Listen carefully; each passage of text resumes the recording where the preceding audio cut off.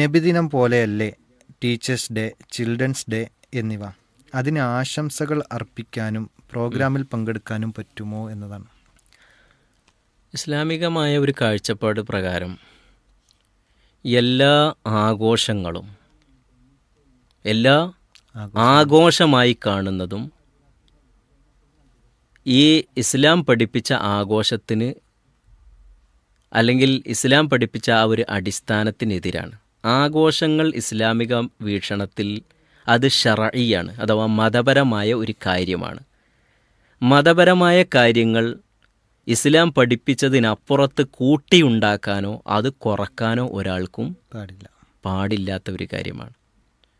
അപ്പോൾ ഇപ്പം നമസ്കാരം 5 വക്തുള്ളത് 6 വക്താക്കാൻ നമുക്ക് പറ്റാത്തതുപോലെ ആഴ്ചയിൽ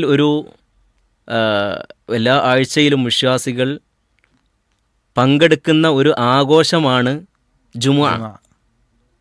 അതൊരു 2 ദിവസമാക്കാൻ അനുവദനീയം ഇല്ല. കൊല്ലത്തിൽ 2 പെരുന്നാളുകളുണ്ട്.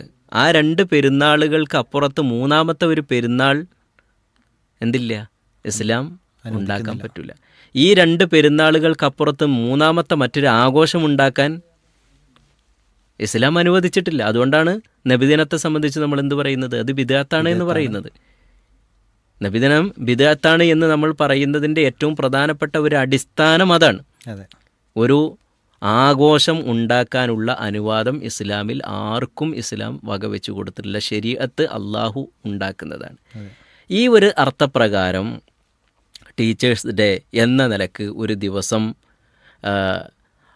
ടീച്ചേഴ്സിൻ്റെ മഹത്വങ്ങളും മറ്റുമൊക്കെ വാഴ്ത്തുന്നതിന് വേണ്ടിയും അവരെ ആദരിക്കുന്നതിന് വേണ്ടിയും, അതേപോലെ തന്നെ മദേഴ്സ് ഡേ എന്ന് പറഞ്ഞിട്ട് മാതാക്കളുടെ മഹത്വങ്ങൾ അറിയിക്കുന്നതിന് വേണ്ടിയിട്ടും അവരെ ഒന്ന് സമൂഹത്തിൽ ആദരിക്കുന്നതിന് വേണ്ടിയിട്ടുമൊക്കെ അങ്ങനെ പല രൂപത്തിലുള്ള ദിവസങ്ങൾ ഉണ്ടാക്കിയിട്ടുണ്ട്. ആ ദിവസങ്ങളുടെയൊക്കെ അടിസ്ഥാനങ്ങൾ എടുത്തു നോക്കുമ്പോൾ പലപ്പോഴും നമുക്ക് കാണാൻ പറ്റുന്നത് അത് ആരുടെയെങ്കിലും ഒരു ജന്മദിനവുമായി ബന്ധപ്പെട്ട്, ആരുടെയെങ്കിലും ഒരു ചരമദിനവുമായി ബന്ധപ്പെട്ട്, അതല്ലെങ്കിൽ മറ്റേതെങ്കിലും ഒരു ആചാരവുമായി ബന്ധപ്പെട്ട് അങ്ങനെയൊക്കെയാണ് പലപ്പോഴും അവ ഉണ്ടായി വന്നിട്ടുള്ളത് എന്നതുകൊണ്ടും ഇതൊരു ആഘോഷം എന്ന നിലക്ക് കാണുന്നത് കൊണ്ടും ഇസ്ലാമികമായി പാടില്ലാത്തതാണ്. അതുകൊണ്ട് അതിലും പങ്കെടുക്കാനോ അതേപോലെ തന്നെ ആശംസകൾ നേരാനോ ഒരു വിശ്വാസിയെ സംബന്ധിച്ചിടത്തോളം പാടില്ലാത്ത ഒരു കാര്യമാണ് എന്ന് തന്നെയാണ് നമുക്ക് മനസ്സിലാക്കാൻ സാധിക്കുന്നത്.